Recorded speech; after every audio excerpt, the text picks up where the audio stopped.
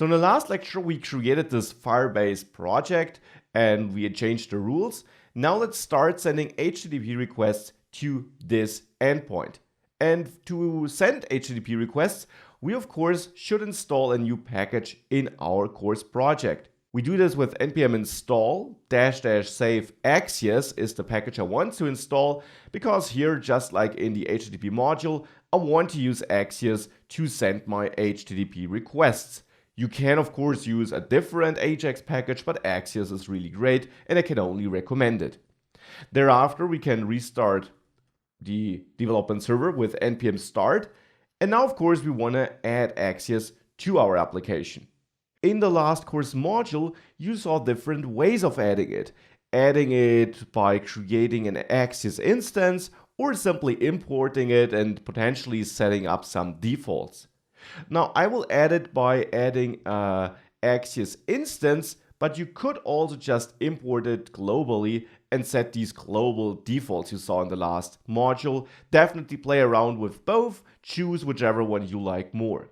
Now to create an instance of axios, I'm going to create a new file and I'm going to name this axios orders.js because I'm going to use that for all the order related stuff. And in there, I now need to import axios from the axios package and then call axios create and pass a JavaScript object to configure it.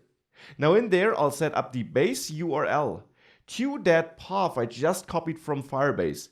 This is your URL where you want to send your requests to store your data in the database. And again, just in case you missed it, it's this path here you can see under database data. That is what I set up as my default base URL here. Of course, this instance which gets created here should be stored in some constants or a constant or variable. I'm naming it instance here. And then I can export this as the file default. Now I have my own axios instance configured for this base URL.